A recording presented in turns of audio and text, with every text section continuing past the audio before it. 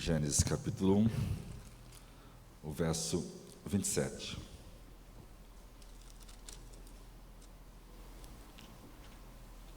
Criou Deus o homem à sua imagem, a imagem de Deus o criou, homem e mulher os criou. Os irmãos podem estar assentados. Ainda o sexto dia, criação do homem, parte 19. Hoje eu queria analisar com os irmãos um pouco da tirania, da tolerância e o genocídio cultural desenvolvido pela nossa nova cultura humanista dos tempos finais. Uma das batalhas mais acirradas que nós enfrentamos diz respeito ao significado e à maneira como nós usamos as palavras. E um dos exemplos mais flagrantes desse século é a palavra tolerância. Não muito tempo atrás, isso significa suportar ou tolerar alguém ou algo do qual nós não gostamos muito. No entanto, como essa cultura redefiniu todos os valores e todos os conceitos, e para redefinir a cultura você precisa redefinir a linguagem. Quando você muda o significado, você muda a estrutura da sociedade. Então, ela foi redefinida para significar todos os valores, ou todas as crenças, ou todos os estilos de vida, ou todas as reivindicações da verdade são igualmente iguais. Negar isso se tornará uma pessoa intolerante e, portanto, digna de desprezo a princípio. O excesso disso é a morte.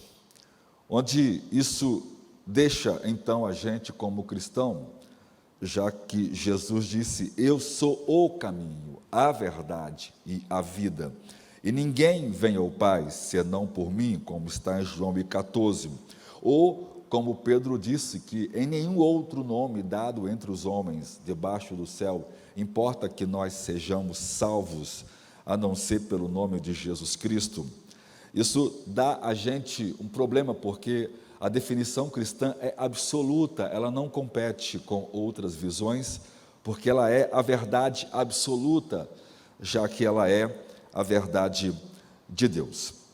Então, a nova definição de tolerância torna as reivindicações cristãs de exclusividade intolerantes, o que supostamente justifica muito desse anticristianismo na mídia e principalmente no sistema filosófico e educacional do nosso tempo. Mas esse é um argumento flagrantemente ilógico, irracional e autorrefutável. Ou seja, se esses defensores da tolerância rejeitam o cristianismo, então eles não estão tratando essa crença como igual. Todas as crenças são iguais, com exceção unicamente do cristianismo, que não é igual a ninguém. E essa é uma grande verdade, mas nós tratamos todas as crenças com respeito. Portanto, parafraseando aquele filme dos porquinhos de George Orwell, né, Os Animais da Fazenda, ele escreve esse livro para fazer uma caricatura do comunismo, né? E aí os porquinhos vão comandar, né, a fazenda, e aí eles dizem que todo mundo tem direitos iguais. Na verdade, direitos iguais é só para quem está comandando, o resto todo mundo obedece. Daqui a pouco os porquinhos começam a negociar com os lobos e com os homens, e daqui a pouquinho os porquinhos começam a oprimir toda a fazenda, e toda a fazenda outra vez quer voltar, que os humanos voltem a controlar, e não mais os porquinhos. E aí, em uma parte do livro, como também se virou um filme, ele diz que todas as crenças são iguais, mas algumas crenças ou algumas pessoas são mais iguais do que outras. Então, o resultado é extrema intolerância para o cristianismo por parte das pessoas que falam muito sobre tolerar todos os pontos de vista. Em suma, eles são inconsistentes, porque eles são literalmente intolerantes com a tolerância. Então, logicamente, eles deveriam ser intolerantes consigo mesmos, já que eles não toleram a visão cristã. Mesmo dentro das organizações criacionistas, muitas delas são chamadas de intolerantes por simplesmente crer que os dias de Gênesis 1 são literais. Boa parte dos crentes hoje progressistas, ou até mesmo crentes ortodoxos, acabam cometendo esse erro de acreditar que os 7 dias de Gênesis 1 não são literais, são eras geológicas, são figurados, embora o texto use o termo dia numa condição inegável de que é um dia de 24 horas, ele divide o tempo dia e noite, a linguagem hebraica não deixa dúvida alguma, o hebraico é uma língua muito direta, o hebraico não é uma língua romântica como é o português, como é o grego, como é o latim. O hebraico é uma língua muito rica, mas quando o hebraico fala uma coisa, ele quer dizer exatamente aquilo. Os judeus não têm essa prática de pegar uma palavra e dar a ela trocentos mil significados. Aquela palavra significa aquilo, e aquilo não muda há mais ou menos 5.000 anos de história. Isso não é alterado na visão hebraica. E lá, a visão de Gênesis 1 é que isso é um dia de 24 horas. Por isso, muitos desses irmãos são intolerantes com aqueles irmãos criacionistas, como é o nosso caso aqui, de crer de que os dias da criação são dias literais. E a gente precisa, pelo menos, estar pronto para a gente refutar esses argumentos suicidas. O que são argumentos suicidas? É aquele argumento que a gente usa e acaba a gente caindo na própria armadilha. Por exemplo, naquilo em que nós condenamos os outros, nós cometemos o mesmo erro. Por exemplo, você pega William Graham, que é hoje um grande apologista, que defendeu e defende como ninguém a ressurreição de Jesus Cristo como fato histórico, e ele é aclamado como o grande apologista cristão. Você pega, por exemplo, Wayne Grudem, que é um dos maiores teólogos batistas norte-americanos, e que defende ferrenhamente, por exemplo, a autoridade das Escrituras, que se opõe ferrenhamente ao feminismo. E aí, o argumento que ele usa para vencer todos esses ismos que se opõem às Escrituras é exatamente a armadilha que ele cai quando advoga que a evolução acontece de forma guiada. Ou seja, ele comete o mesmo erro no qual ele condena os outros. Isso é chamado na linguagem filosófica de argumento suicida.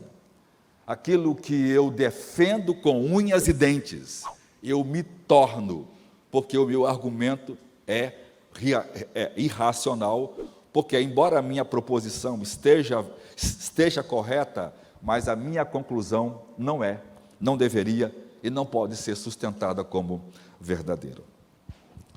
E nesse âmbito, por exemplo, acontece também tanto quanto o criacionismo quanto o evolucionismo. Existem tantas coisas no criacionismo que nós temos dificuldade de explicar, como também os evolucionistas. Uma deles, eu já expliquei para os irmãos aqui várias vezes sobre isso, é a velocidade da luz. Como a gente pode explicar, por exemplo, uma estrela que está a bilhões de anos, luz de nós? Por exemplo, se o universo tem 13,4 bilhões de anos que ele começou, então há 13,4, 13,7 bilhões de anos houve o Big Bang, tudo começou. Então os efeitos do Big Bang tinham que estar chegando a nós hoje. E nós temos astros quase exatamente a esta distância. Então como pode E nem uma luz viajando na velocidade da luz, né? Quando você mede, por exemplo, o universo, né? Você mede isso a 300 mil quilômetros por hora, que é a velocidade da luz, ou seja, essa luz ainda não estaria chegando aqui, mas como essa luz chega? Né? Esses argumentos, tanto os criacionistas têm as suas dificuldades de responder, embora temos bons argumentos, como também os evolucionistas também têm dificuldade. Por quê? Porque isso desfaz completamente a ideia da evolução. Se a luz está andando a 13,7 bilhões de anos, e se nós temos distância que equivale a isso, então alguma coisa está errada. Agora que está chegando aqui as fagulhas da explosão. Né? Então, aí quando um usa um argumento, o argumento é difícil para os dois. Né? Então,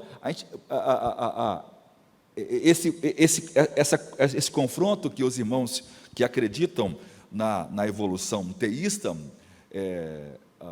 que é, né, uma ideia absurda, mas há irmãos que creem. Só que tem um problema: crer nisso traz outros problemas. Então, a hipocrisia da nova tolerância foi demonstrada, por exemplo, recentemente por duas universidades. Primeiro, a Universidade Federal do Texas, com o professor Michael Dine. Ele é professor de biologia, essa é uma universidade de medicina do Texas, e ele disse que ele jamais recomendaria um aluno para o curso de pós-graduação de medicina se ele fosse criacionista. Embora ele não seja médico, ele não tenha classificação médica, ele nunca atendeu, ele é um biólogo que dá aula numa universidade de medicina, mas ele não aceitaria dar aula para um aluno que fosse evolucionista, que fosse criacionista. Por quê? Porque ele acredita que seria um desperdício de dar um conhecimento científico. Quem está dizendo isso aqui, irmãos, é um PhD em biologia, é um dos principais biólogos da universidade, não é um Zé Mané qualquer, é alguém que influencia o mundo da biologia. Ele fala, porque uma pessoa que crê no criacionismo não é alguém que vai tomar decisões médicas corretas. Ele está colocando um chapéu de burro no aluno que é criacionista. Ou seja, ele está dizendo que a fé desse aluno impede ele de ser racionalmente competente. Se um cristão falasse isso, esse cristão seria processado, ele é um misógino, ele é um racista, isso é discurso de ódio. Mas a universidade em peso saiu em defesa, dizendo que isso é liberdade acadêmica. E aí ele usa os argumentos. Bom, se uma pessoa não crer na evolução, então ele está desprezando a ciência, já que a ciência é confirmada por fatos. E aí nós já refutamos que não tem um evento que a ciência pode provar, que prove a biologia. Ou seja, ele usa de argumentos que são falácias, com base na autoridade, para dizer que se eu estou desprezando a ciência, como eu posso fazer ciência? O argumento é bonito, mas o argumento é uma mentira. Por quê? Porque a evolução não é uma ciência, e grande parte dos próprios evolucionistas já jogaram no lixo a evolução. Né? Então, se ele for brigar com isso, só que os cristãos não brigam com isso, porque essa não é a nossa briga. Mas se fosse brigar, teria como ganhar isso. Mas veja, agora compare isso, por exemplo, a posição da maior universidade de Sydney, na Austrália. Vários acadêmicos importantes, como historiadores, assinaram a seguinte declaração em um anúncio da página inteira de um jornal de estudante do campus da Universidade na Austrália. Olha o que falam. Em qualquer critério, Jesus Cristo é uma das grandes figuras da história.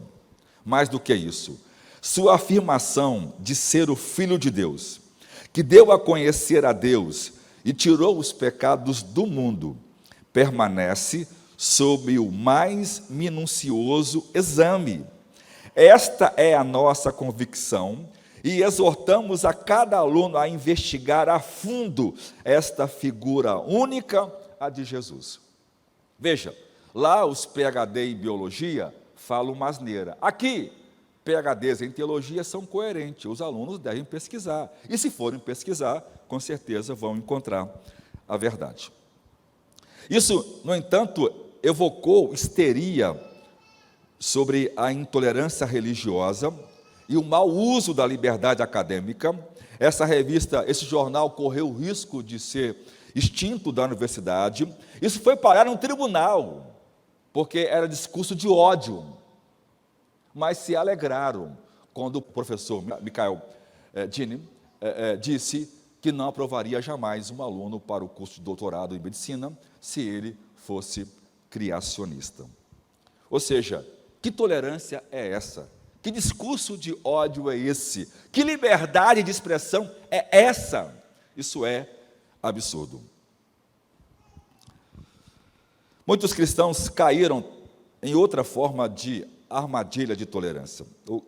E aí essa armadilha diz de que não se deve impor suas visões religiosas à política ou à ciência.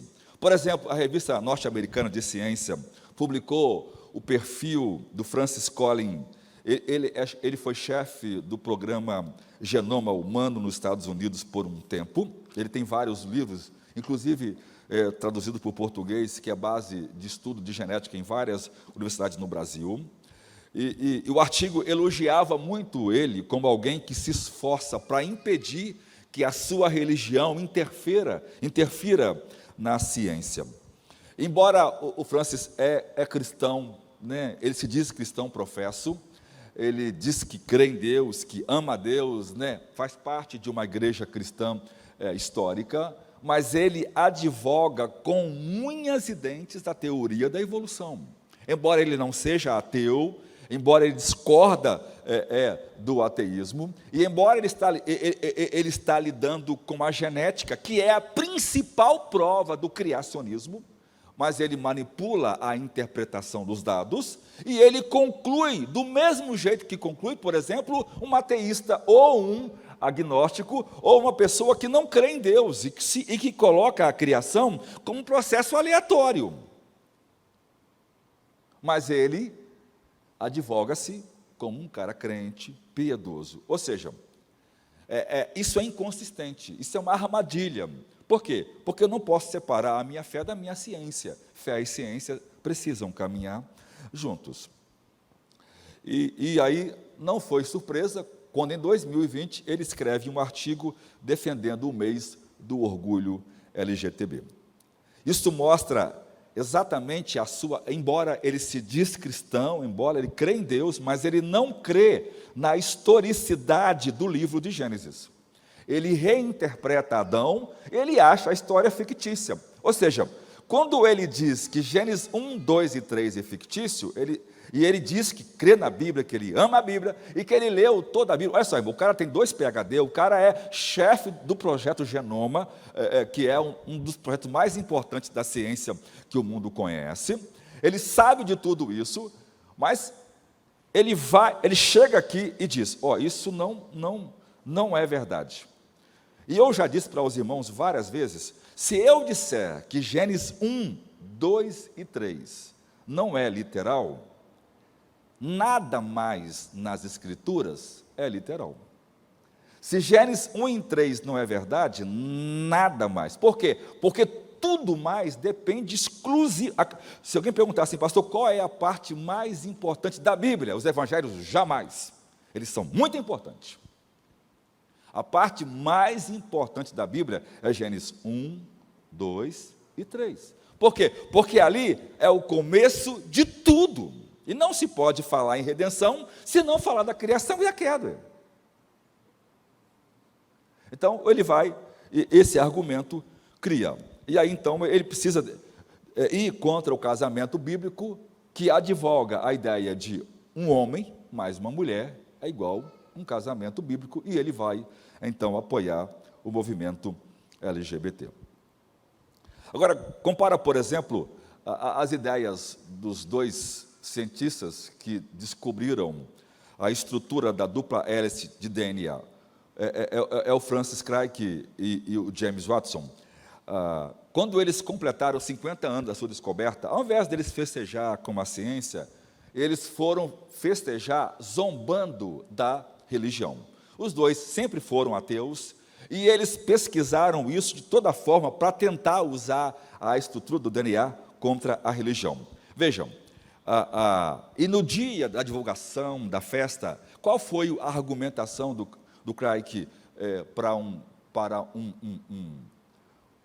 auditório de pós-doutorado, de doutores, de acadêmicos, de universitários de toda a Europa?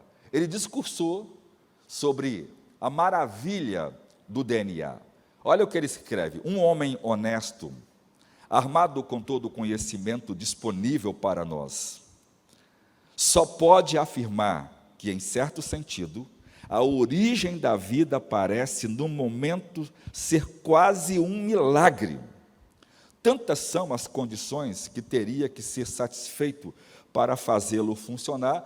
É o que eu tenho pregado para os irmãos sobre o DNA. Ou seja, não dá para fazer uma peça e depois esperar a outra se formar. Ou elas se formaram instantaneamente e começaram a funcionar junto, ou elas nunca se formaram. Ou seja, ele fala uma coisa tão linda, muito verdadeira, e aí discursa 1h30, dizendo que foram os alienígenas que vieram do espaço e trouxeram a vida na Terra, porque não tem como isso surgir por meio da evolução.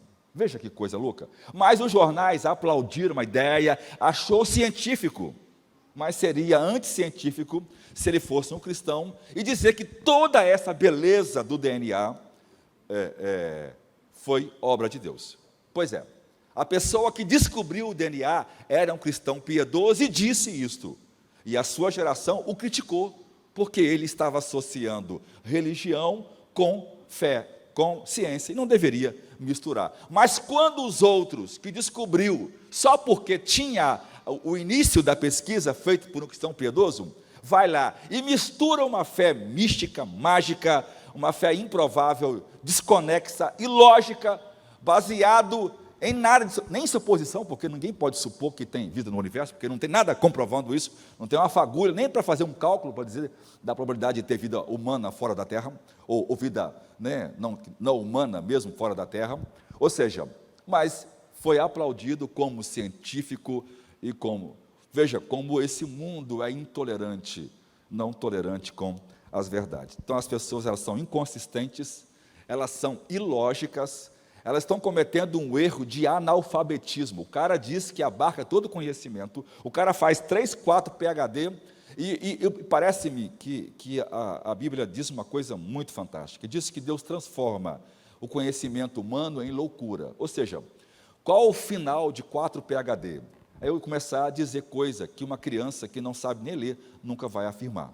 Então, a gente às vezes até questiona, se isso seria bom ou não, embora precisamos estudar. Mas ele preferiu crer na ideia absurda dos alienistas, ou a ideia do multiverso, de vários universos, do que crer que um Criador criou. Então eu vou hoje discursar: o mundo virou de cabeça para baixo. Uma resenha do livro O Mundo Virou de Cabeça para Baixo, da Melanie Phillips. Ela é uma jornalista, uma autora premiada britânica, que aparece regularmente com seus comentários na BBC, que é hoje a maior rede europeia de televisão e rádio. E apesar dela ser agnóstica, ela é uma grande intelectual, e ela é considerada por defender energicamente os valores judaicos cristãos. E ela tem alertado, consequentemente, a queda da Grã-Bretanha e da Europa por causa do secularismo e do declínio moral.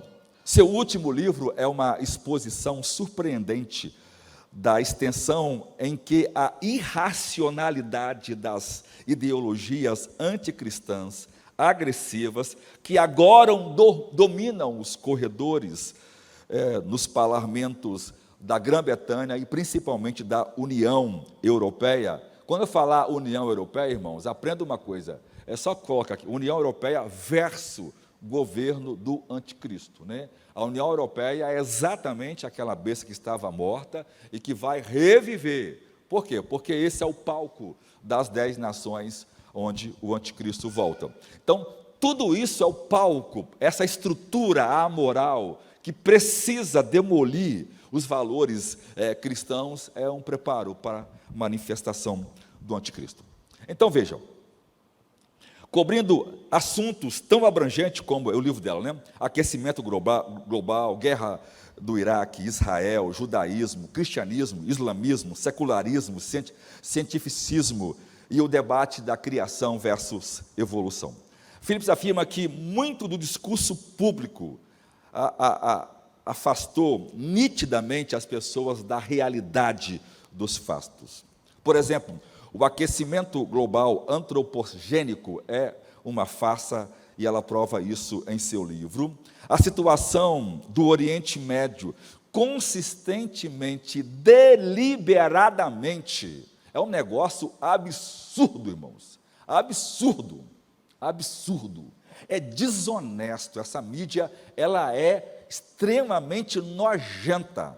Acontece uma coisa no Oriente Médio e a mídia torce os fatos, e todo mundo ouve do jeito distorcido, por causa da visão dos países palestinos, que controla, que comanda, por meio da OPEP, por meio da Organização de Petróleo, toda a mídia no mundo. Então, ela começa a falar, ou seja, tudo isso,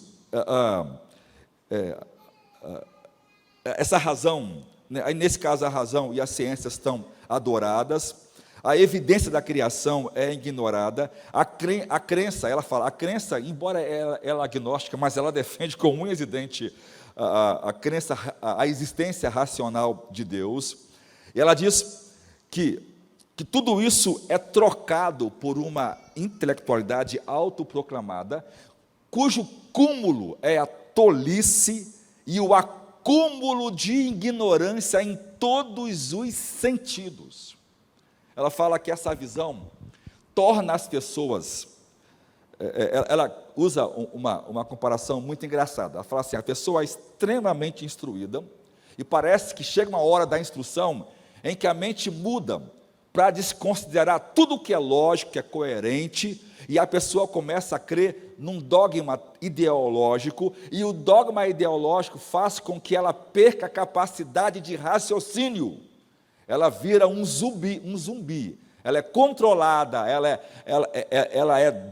é manietada, ela é disciplinada por uma cosmovisão que a torna incapaz de sequer pensar logicamente. Primeiro ponto, então, a fantasia científica. Embora ela não seja uma cientista, ela faz um esforço louvável no seu livro para compreender os argumentos contra a crença em Deus e na criação, e ela os expõe, mostrando que é, na verdade, uma falácia do materialismo científico. Ela desmascara a natureza circular dessas alegações ateístas, e ela habitualmente desnuda sua loucura. Olha o que fala uma parte que eu tirei do livro aí. O fato de que a ciência não pode responder a questões de propósito final prova a eles que não existe tal coisa como propósito final. Essa é uma premissa. A segunda, o fato de que a ciência não pode provar a existência de Deus prova a eles que Deus não existe. Ou seja, ela faz um trocadilho de palavra para mostrar a loucura da ciência. Se a ciência é a busca das evidências para provar a verdade, e não existe condições de provar a verdade, ou seja, nada tem propósito final, nada tem conclusão final, então a ciência não tem sentido de ser. Aí ela usa essa mesma proposição quando a ciência fala de Deus. Se eu não posso provar a existência de Deus, logo Deus não existe. Ou seja, a ciência não consegue explicar basicamente nenhum fenômeno físico. Ela tem uma boa ideia, né? Ela tem Por exemplo, a água, né? Um negócio tão bobo, tão simples, né? É a fórmula mais básica que nós conhecemos hoje. 2 moléculas de hidrogênio e uma de oxigênio. Mas nenhum laboratório no mundo conseguiu produzir água, e ninguém sabe como os ângulos se fundem. Por quê? Porque a hidrogênio e oxigênio nunca deveriam estar juntos. Nunca deveriam estar juntos. Porque toda a estrutura que tem oxigênio tem oxidação. Por que a água não fica oxidada? Ou seja, contra tudo e contra todos, não tem como. Ou seja, não tem lei conhecida que faz um negócio desse. Ok? Então, embora a ciência sabe que a estrutura é isso, ela sabe muita coisa de água, mas a ciência não pode explicar como isso acontece. Por quê? Porque a ciência, como diz a própria ciência, não explica nada, ela está investigando, não é isso? Então, ela mostra a falácia das pessoas em achar que o método científico é a base para se afirmar tudo, quando, na verdade, muitas vezes a ciência erra naquilo que fala. Na realidade, como aponta o matemático e filósofo da Universidade de Oxford, professor John Lennox, ele fala: a afirmação de que a ciência fornece o único meio de descobrir a verdade não é ela mesma deduzida da ciência. É uma afirmação sobre a ciência, para a qual não há evidência. Ele acabou de dizer tudo o que eu disse. Ok? Esta aceitação cega do cientificismo, então, Philip opina, na verdade, levou a um grau surpreendente de irracionalidade e tolice humana. Ela diz o seguinte: se daqui a um tempo as pessoas conseguirem voltar à normalidade da racionalidade, nossa geração será tida como a geração mais atrasada intelectualmente da raça humana. Não há nada parecida na história da humanidade. Ela diz: incrível, vivemos no tempo da chamada explosão científica e os homens da ciência estão se tornando as pessoas mais irracional que se conhece. A visão de Dawkins, irmão sabe, né? O Richard Dawkins, que é o patrono do ateísmo hoje, um francês, de que a matéria provavelmente surgiu do nada. Então ela fala: nada mais é do que uma crença na magia e sua visão de que a vida na Terra pode ter sido semeada por alienígena. Ela diz: isso é coisa de louco. Ela fala que isso, quem afirma um negócio desse não pode ser racional, né? Por isso o Dawkins afirma um monte de outras asneiras. Então ela reconhece que para muitos a ideologia apaixonadamente sustentada no materialismo tem um propósito: libertar a humanidade da superstição, especialmente da sua expressão na fé religiosa. Um tema importante do livro e de particular interesse para muitos cristãos é a atitude de muitos acadêmicos, por exemplo, em relação ao Oriente Médio. A ideia que as pessoas têm é que Israel é um valentão determinado a oprimir os palestinos. Então, a questão de Israel é comparada ao nazismo ou ao apartheid, né? A ideia é que eles são racistas e que eles não aceitam os palestinos. Isso é a ideia que a mídia passa. Ela continua: na realidade, afirma ela, é que Israel é a vítima histórica dos árabes e o seu comportamento, embora não seja perfeito, é geralmente razoável, visto que ele está lutando pela sua sobrevivência. Eu tinha uma amiga israelita da faculdade, que ela dizia, né, os pais moram lá, ela também mora, então ela veio para estudar, ficava aqui, em virtude de outras questões que ela tinha com a família, e aí ela dizia o seguinte: de manhã, na segunda-feira, como um muro que separa, né, a cidade palestina, se abram as comportas, né, e passam milhares de palestinos. Por quê? Porque eles são todos empregados dos judeus. Eles só sobrevivem porque trabalham em restaurantes, em casas de família, né, em empresas de israelitas. Você não tem hoje em Israel um israelita fazendo um trabalho, por quê? Porque todos eles são muito ricos. Né? É natural, isso é muito histórico. Então, ou seja, mas a mídia conta uma história extremamente diferente da verdade. Por quê? Que parece que é Israel que está... Por quê? Porque a mídia torce em virtude da organização dos países árabes que se opõem ferrenhamente. Os irmãos conhecem a Guerra dos 100 Dias, que se a ONU não tivesse interferido, Israel teria dizimado todos os árabes do mapa. Mas aí, né, em números menores de avião, com menos gente, e aí, se a ONU não tivesse entrado no processo, mas Estados Unidos, hoje, naquela região, só tinha israelita. Mas pediram, então pararam. Ou seja, como eles não podem destruir um país tão poderoso, e tudo que está lá gira em torno, mas por que eles querem destruir Israel? Por quê?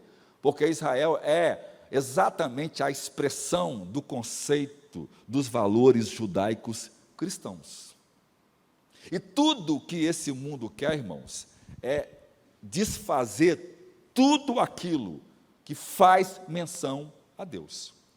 Por isso começou com os primeiros diretores do Museu de Louvre, em Londres. A ideia deles é apagar todos os registros que nós temos da história sobre Deus. Por isso isso já foi tentado várias vezes, né, irmãos? Várias vezes. Ao longo da história, os reis de outras religiões queimaram tantos manuscritos das Escrituras, né?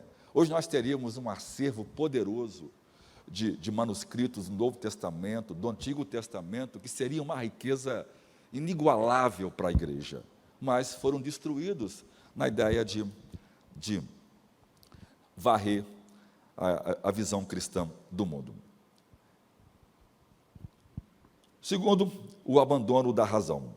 Outro tema importante do livro dela é a crença de Phillips de que a rejeição da nossa herança judaico-cristã levou ao abandono da razão e à supressão da liberdade e à imposição de uma tirania da mente. As alavancas do poder político, ela argumenta, foram tomadas por uma pequena minoria que está determinando e desmantelando os blocos de construção da civilização ocidental. Em nome dessa política progressista, da liberdade, da tolerância, esses autoproclamados guardiões da razão estão cada vez mais impondo irracionalidade, preconceito, intolerância e uma falsa e má ciência. Por exemplo, a legislação dos direitos humanos institucionalizou a injustiça. Os tribunais permitem que os criminosos circulam pelas ruas, enquanto as suas vítimas presas estão tentando se defender. Os professores não podem impor disciplina para não infligir os direitos humanos das crianças. E agora, eles são obrigados a aprovar uma criança que é em tudo reprovável. Os imigrantes ilegais recebem generosos benefícios de bem-estar, enquanto os próprios habitantes do país não recebem, às vezes, nenhum benefício daquele. A visão de Dawkins de que a matéria provavelmente surgiu do nada, e ela diz, nada mais é do que realmente a crença na magia, e a sua visão de que a vida na Terra pode ter semeada por alienígena, é exatamente a ideia de que nós estamos abandonando tudo aquilo que é racional. E eu estou falando de um professor mais aclamado pela mídia, pela crítica literária, como o principal professor de ética de Oxford, de onde saem todos os ditames de ética que o mundo conhece. Hoje é o Singer, que é o aluno dele. que também vai mais longe do que ele. No Reino Unido, um registrador cristão, né, é alguém que trabalha em cartório, né, é concursado, né, e recebe um bom salário. Ele se recusou a realizar casamentos gays. Então, ele foi forçado a renunciar sua postura e perdeu seu cargo junto ao governo. A voz de 2 crianças que foram entregues para adoção para um casal de homossexual foram informadas pelo juiz que eles nunca mais iriam ver seus netos se eles fizessem qualquer objeção ao fato do casal de homossexual que adotou os netos. A Associação Britânica para Adoção e Fomento descreve as pessoas que se opõem à adoção de homossexuais como homofóbicos retardados. E ninguém diz. Se os cristãos falarem isso, irmãos, está todo mundo preso, né? É discurso de ódio, mas eles podem, né? Porque eles não odeiam a ninguém. Um velho pregador evangélico de Londres foi condenado por uma ofensa porque ele carregava um pôster pedindo o fim da homossexualidade, lesbianismo e imoralidade. Na verdade, ele foi vítima de um ataque físico, foi machucado, foi esfaqueado, mas só ele foi processado, porque a pessoa que o atacou foi vítima de racismo, foi violentada pelo discurso de ódio desse pastor. Os autos designados grupos de vítimas transformaram o certo e o errado, e agora a vítima é o agressor do avesso. Seu direito de não ser insultado ou discriminado tornou-se a base para a discriminação e a injustiça contra os representantes dos valores majoritários. Assim como no Brasil, irmãos, mais de 80% das pessoas do Reino Unido advogam e querem os valores judaicos cristãos. Mas uma minoria ditou isso lá. Então, lá isso é lei. O que o Brasil fez no dia 7 de setembro, por meio de uma ação divina, isso não foi o homem, isso não foi a internet, porque o que aconteceu foi algo muito extraordinário. Evidencia que as pessoas não querem os valores da esquerda. Elas não querem que os valores cristãos, porque se sair os valores cristãos, a sociedade vira uma anarquia, como está virando a Europa, uma Sodoma. Ontem eu estava com a irmã conversando, ela tem um parente, né, uma família que mora em Londres, e aí desesperada, porque a filha chegou em casa, pensou, filha de crente, criada na igreja, dizendo coisas absurdas sobre Jesus. Que Jesus era menina, que ele vestia como menina, e distorcendo. E a filhinha de 7 anos, dizendo que a mãe que estava errada em ensinar. Ou seja, a filha nasceu na igreja ouvindo todo dia a mesma coisa. Ela ouviu da professora uma única vez, ela chega em casa crendo que a mãe e os pais estão errados e que ela agora conhece a verdade. 7 anos, irmão. Não sabe nem ler direito, né? Embora minha filha saiba ler com 7 anos, mas dizendo, não tem noção de nada. Terceiro, a Inquisição secular. A suposição dominante de hoje, Phillips argumenta, é que a religião e a razão são incompatíveis. E todas as crenças não são mais do que crenças supersticiosas de uma época passada de mitos e fanatismo. No entanto, em vez de levar um argumento de forma objetiva e da liberdade, isso resultou no retrocesso da supressão da liberdade de expressão. Ou seja, está havendo uma involução. Nós estamos voltando ao tempo da escravidão, ao tempo da Inquisição outra vez. A verdade lógica e objetiva foram substituídas por uma ideologia dogmática e qualquer dissidência dessa visão tipo correta é confrontada por uma inquisição secular e todo o tribunal está preparado para punir com rigor esse tipo de comportamento. Ou seja, tudo é tolerado, exceto o que é considerado normal pela maioria. Quer o assunto seja o debate evolução ou criação, aquecimento global, homossexualidade ou Israel e palestinos, não deve haver divergência da posição deles, que são indiscutivelmente verdadeiras e corretas, e não podem ser questionadas, embora não tenha argumento nenhum a favor. Pensou o negócio? É uma afirmação que não pode ser explicada, que não tem base alguma, mas ela é um argumento totalitário, não pode ser questionado. Os fatos são ignorados ou negados com base no fato de que aqueles que argumentam não são esclarecidos, enlouquecidos ou mesmo mal orientados. Esse poder agora sequestrou a verdade e tornou subserviente a seus próprios fins. O dogma do politicamente correto é sustentado pelo abuso de autoridade e pela intimidação da dissidência. Discordou, você é deletado, do sistema, seu vídeo cai, sua página cai, seu livro não vende, você não encontra patrocínio, ninguém faz propaganda, o Google não anuncia, o Facebook não anuncia, o YouTube não anuncia, ninguém quer ver, porque perde a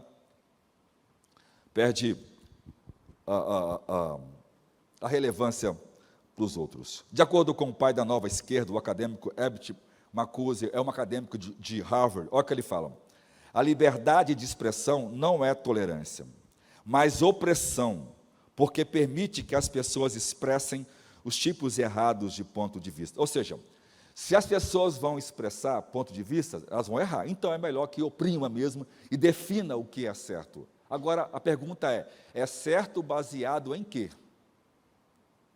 Esse é o problema. Quarto, um ataque à civilização ocidental.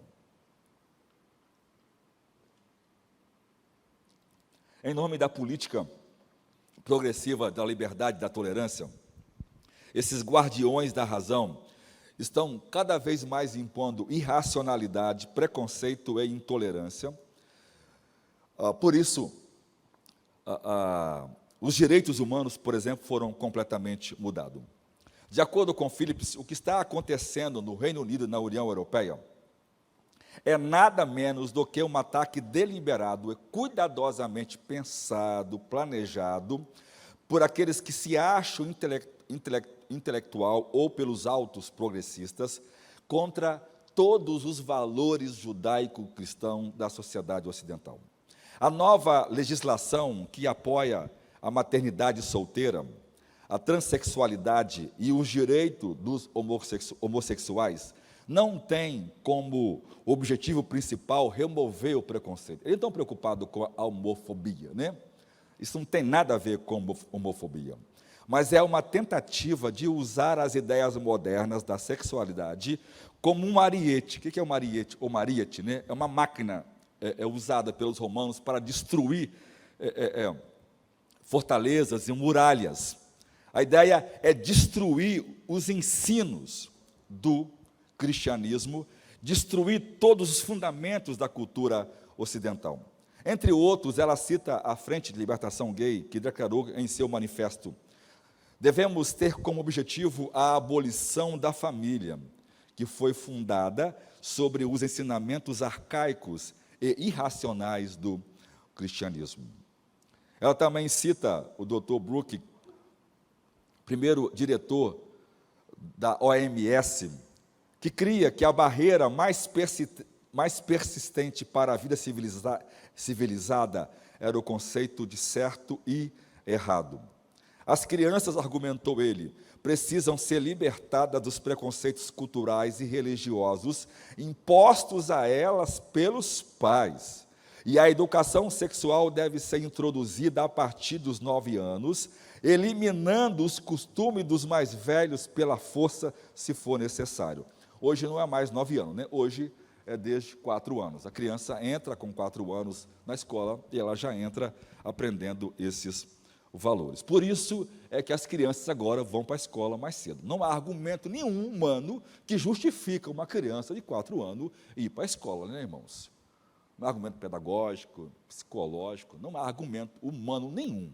Isso acontece por causa de uma agenda que já foi determinada e o governo nosso comprou, o governo passado comprou, e isso virou como se fosse ciência. A ideia é tirar as crianças de casa para que os pais tenham sobre ela cada vez menos interferência. Por quê? Porque uma criança com 7 anos já está praticamente formada, sua capacidade de aprendizagem. Então, precisa ir antes para que o humanismo não perca essas crianças. Essa ideia perigosa, como disse, o ácido do darwinismo, que corrompe todas as ideias de religião e moralidade. Um prêmio Nobel, o Steven Weinberg, olha o que ele fala. O mundo precisa acordar para o longo pesadelo da crença religiosa. Tudo o que nós, cientistas, podemos fazer para enfraquecer o domínio da religião deve ser feito e pode, de fato, ser nossa maior contribuição para a civilização. Quinto, secularismo e credulidade. A perda da fé cristã no mundo ocidental, afirma Phillips, também levou ao caos moral e emocional e intelectual generalizado, resultando numa grande solidão e credulidade. Fantasias e seguidores de culto dominam as pessoas com a quase divinização de ícones da sociedade, por exemplo, como a princesa Diana.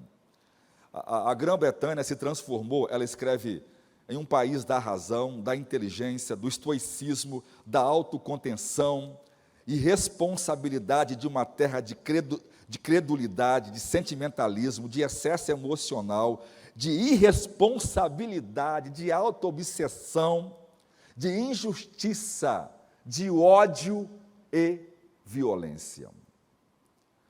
Por exemplo, a Claire Blair, a esposa do primeiro-ministro do Reino Unido, Tony Blair, ela acredita nas propriedades transcendentais das pedras. Ela usa, por exemplo, um pingente de cristal em volta do pescoço para afastar os raios nocivos de computadores e telefones celulares. Veja, a senhora Blair é uma advogada e uma juíza de alto nível e consulta regularmente um curandeiro que é capaz de ler o seu DNA, consultando pedras e balançando um pêndulo sobre o seu corpo.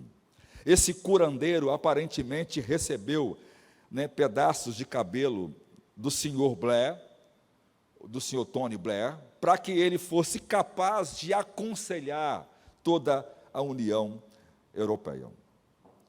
Por exemplo, em 1990, havia supostamente mais de 5.000 pagãos ou curandeiros na Grã-Bretanha. Agora, na última década, há mais de 100.000. Agora, os hospitais permitem que os pagãos pratiquem meditação, rituais, cura, orações em hospitais. Sacerdotes pagãos podem usar vinho, varinha, galinha preta, farofa, mas um cristão não pode orar no hospital, não pode ler a Bíblia e não pode entrar com o crucifixo, porque é discurso de ódio, porque é racista.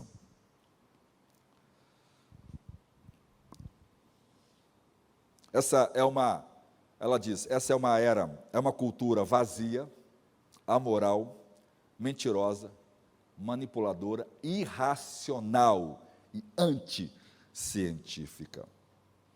Eventualmente as pessoas percebem os enganos, mas elas podem durar o suficiente para criar presidentes, primeiro-ministros e influenciar toda uma corte, como esses princípios já influenciou o nosso STF.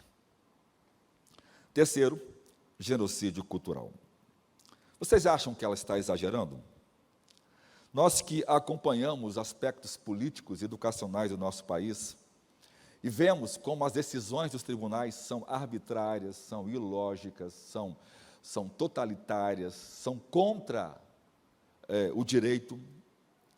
Vemos todos os dias essas mudanças no comportamento de autoridades profundamente perturbadoras, e elas estão constantemente negando a razão, e é difícil crer que tal decisão está sendo tomada às vezes. Embora elas nunca desistam de dizer que é em nome da democracia, em nome da liberdade de expressão, elas estão, na verdade, agindo e desprezando toda a opinião pública e a boa moral. Então, eles mostram grande intolerância para com todos que discordam deles e aprovam leis efetivamente que criminalizam a expressão de visões politicamente incorretas. Ou seja, eu posso acabar de pregar aqui e ser preso, porque eu estou pregando contra conceitos que vão de contra essa turma. A recentemente proposta diretiva de igualdade de tratamento da União Europeia, que logo será imposta no mundo inteiro, e eles estão trabalhando para que o mundo inteiro faça isso, em muitos estados americanos já funcionam. Isso é de forma autoritária, draconiana, de implicações que mudam profundamente todos os conceitos de moral, de certo e de errado. Um advogado famoso da União Europeia, o britânico William Wagner, ele descreve isso como tendo o potencial de provocar um genocídio cultural e extinguir o cristianismo da face da Europa. Particularmente, ele diz, preocupante é a provisão contra assédio, que permite que as pessoas processem outras pessoas se elas disserem coisas que as ofendem, como pontos de vistas cristãos sobre o comportamento sexual. Wagner argumenta que o texto foi escolhido deliberadamente, de modo a transferir o ônus da prova para o réu. Olha, irmão, veja que coisa louca. Talvez as pessoas não tenham um pouco de noção de direito. O ônus da prova, irmãos, não é do réu, é do autor. Então, quando o autor entra dizendo, fulano me agrediu, a lei, então, vai beneficiar o réu e condenar o autor. Alguém vai lá e mata. Quem está entrando com acusação de crime é processado, e quem matou vira a vítima.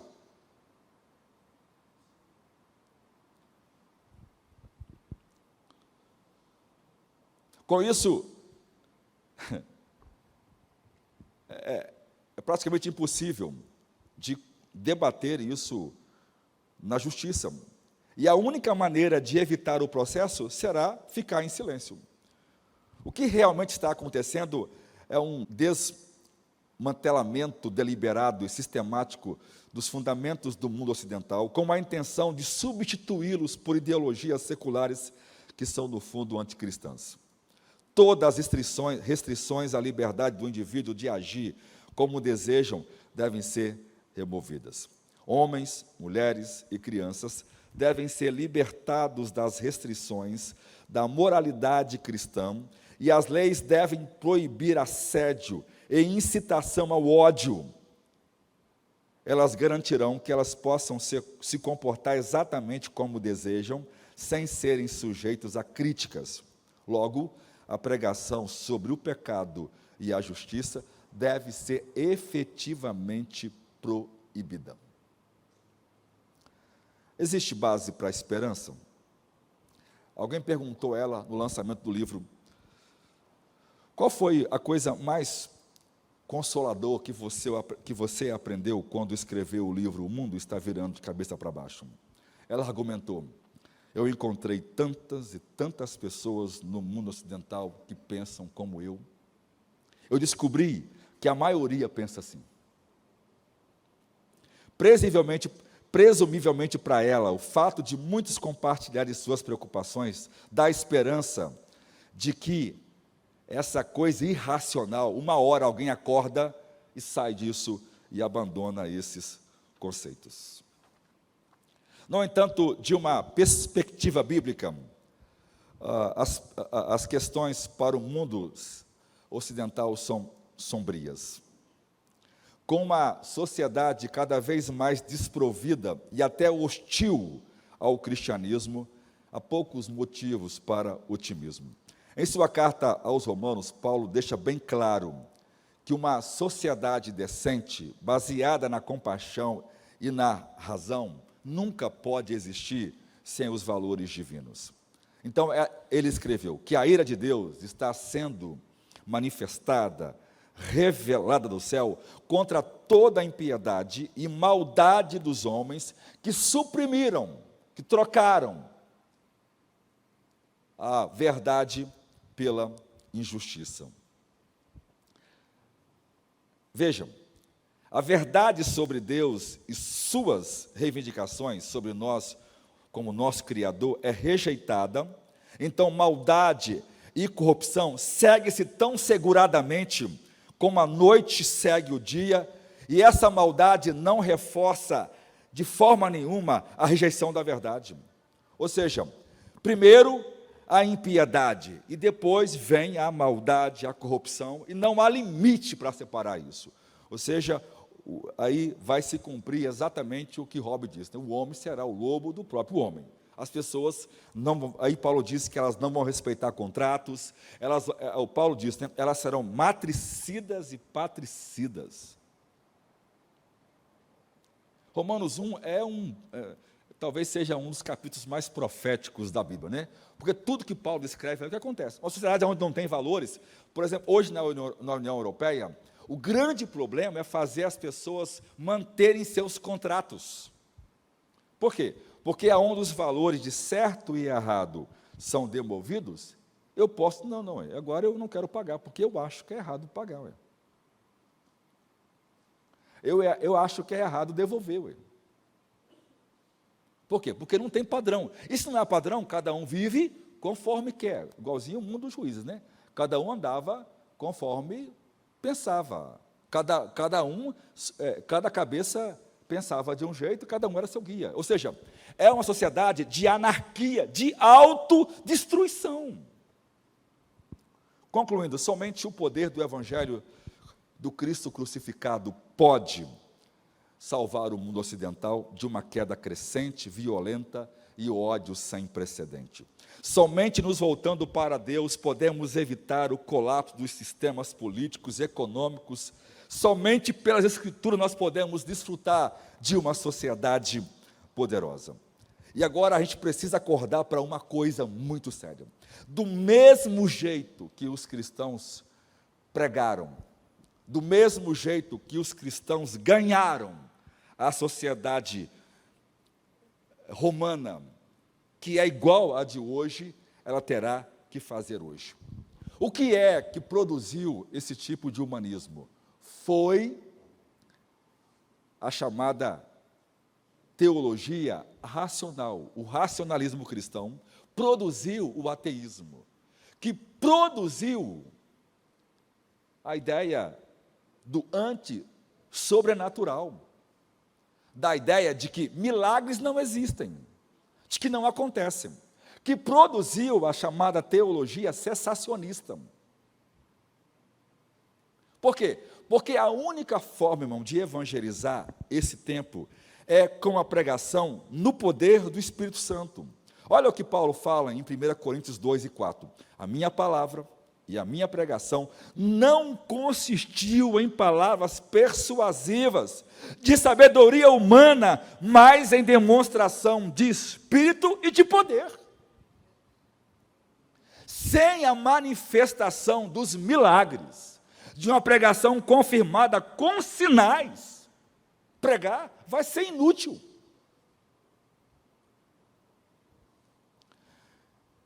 Agora, eu vou concluir com Romanos 15, de 18 a 20. Se conseguir colocar aí Romanos 15, 18 a 20, você me ajuda.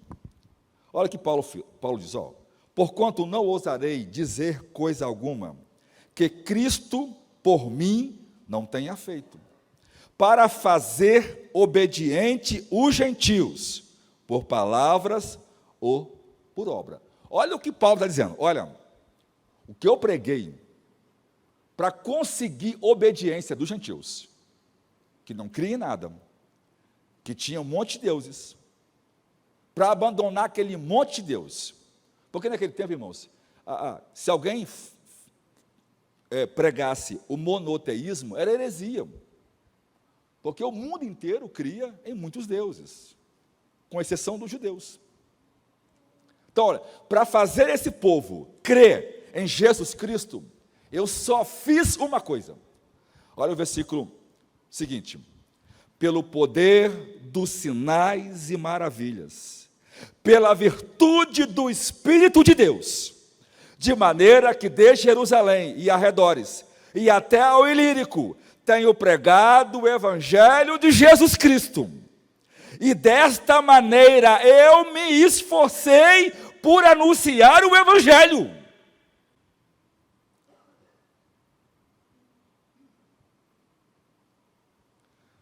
E veja, hoje, a teoria mais dominante nos seminários é a chamada pregação expositiva.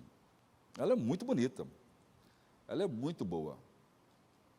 E ela é exatamente a explicação da verdade, mas ela não produz absolutamente nada.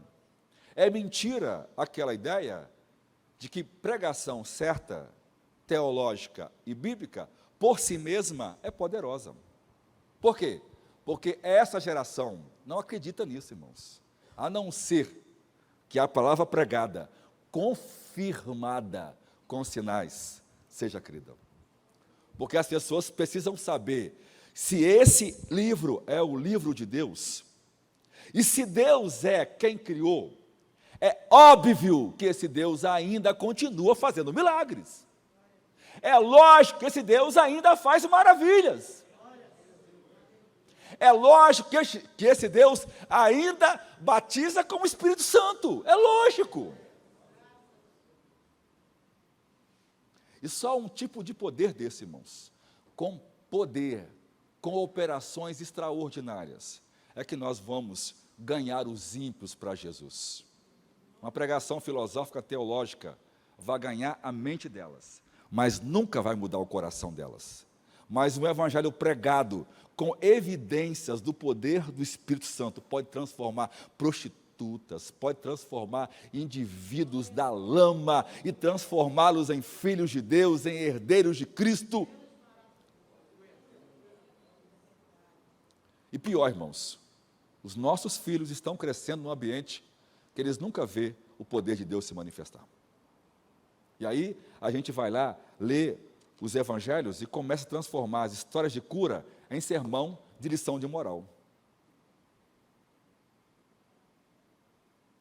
Então nós temos que pôr o joelhinho no pó, começar a clamar a Jesus, começa a operar suas grandes obras. Porque se essa geração não vê os milagres, elas não crerão. Os milagres não são o evangelho, mas o evangelho sem milagres não é o verdadeiro evangelho. Nós precisamos pregar, sim, um sermão bíblico, expositivos, mas nós precisamos ver Deus operar no nosso meio. Deus seja louvado por sua glória, porque somente um Deus pode fazer isso. Curve sua fronte. Senhor, muito obrigado por essa noite maravilhosa. Obrigado por tudo. Te louvamos no nome de Jesus. Amém.